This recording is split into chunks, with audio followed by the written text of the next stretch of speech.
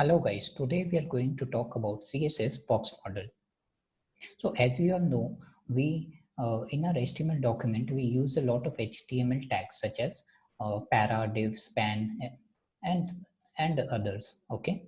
So what exactly is a box model? Let's take a look at it today. So every HTML element that we add in our HTML page is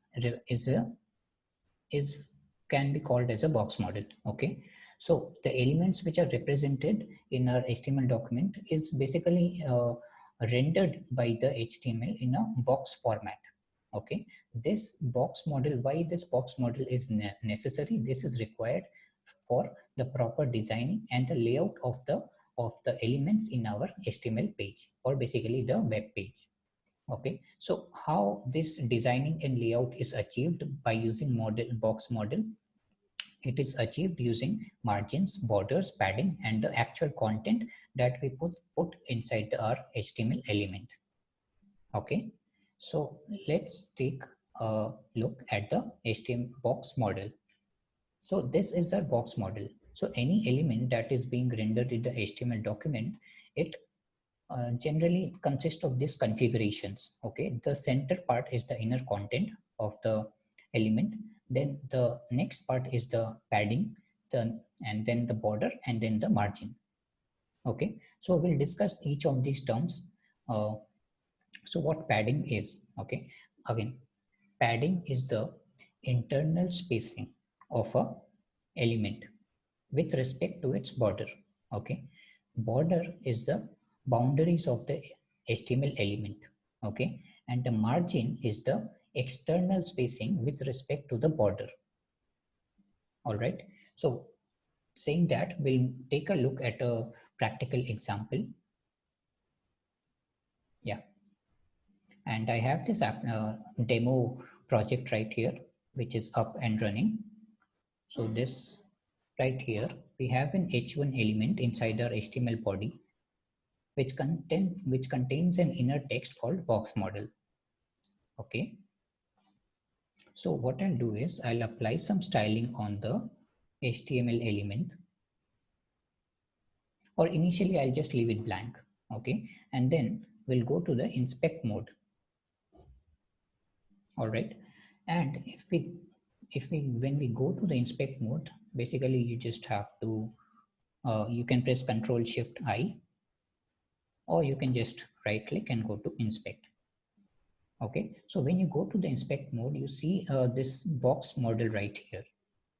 Okay, but what we have to do is we have to check the box model related to our HTML element. So what we'll do is we'll click on this inspect button right here, and then hover and click on the HTML, this h1 tag. Okay, so all the stylings related to that HTML element on which we just clicked gets shown over here, and the box model, this box model corresponds to the HTML h1 tag, okay, on we just inspected. So the center content, this one which you see right here, this is the content of our HTML element, or basically in this case the content of our h1 tag. Okay, next if I go to the padding section, as you can see there is no padding. Okay, because we haven't applied any padding as of now. Okay, the next is the border, and as we have not applied as any border as well, so there is no border.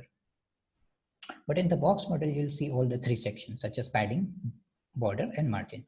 Now, moving over to the margin section, as you can see, there is a default margin of 21.440. Okay, so how is it being shown? As we have not applied any styling on our h1 element, so how is this margin getting applied? Right? So the HTML provides a default margin to these tags. Okay, the default margin is provided to the div tag, the para tag, and the h1 tag. Okay, so if I add some more tags right here, let's suppose a para, and this is a para tag, and we go over, and then now if we inspect this para tag right here, as you can see, again this margin 16 pixel of top margin and 16 pixel of bottom margin has been applied implicitly by the HTML. Okay, and let's also check it with a div element. This is our div element. Yeah, and now if we inspect our div element, as you can see, okay, so the HTML document does not apply any margin on the div element. Okay, that is also true with our span element. Okay, if we provide a span, and this is our span element, and if we also over to the span element, as you can see, the span or element also doesn't have a pre-applied margin. Okay, so it's some of the you can say some of the HTML tags does have a pre-applied margins, which is provided by the HTML itself. Okay, such as H1 and the para, and there are some others. Okay, all right, so now what I'll do is, to our H1 tag, I'll apply some padding of 20 pixel from all four sides, then a border of solid 2 pixel and black. All right, and also a margin of 20 pixel from all four sides. Okay, so now if we inspect our H1 tag once again, let's see the center part, the blue, the one part in the blue is the content. Okay, the one which yeah, this is the content part. Okay, next we move on to the padding section. As you can see, we have applied a padding of 20 pixel on all four sides. So the upper padding, the bottom padding, the lower padding, and the left padding all are 20 pixel. So what padding is exactly? Padding is the internal spacing to the HTML element with respect to its border. Okay, next if we see, there is a border. Okay, border of 2 pixel from all four sides. It is because we have applied a border of solid 2 pixel from all four sides. Okay, next if we see, there is a margin of 20 pixel from all four sides. Okay, so what happened to the pre-applied margin which was provided by the HTML? That is being replaced by the margin that we specified in our styling. Okay, so that was overridden by the style, by the margin that we provided to this HTML H1 element. Okay, so let me add one more style to the H1 tag,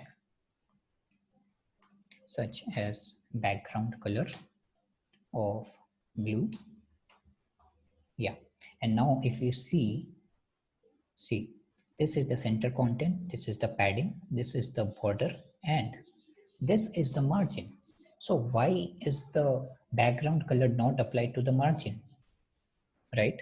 So again, what margin is? Margin is basically the external spacing of the HTML element. Okay, and the content, whatever styling we apply, that is only limited to the inner content or the inner spacing. So the padding section will receive a background color of blue, but the margin section won't.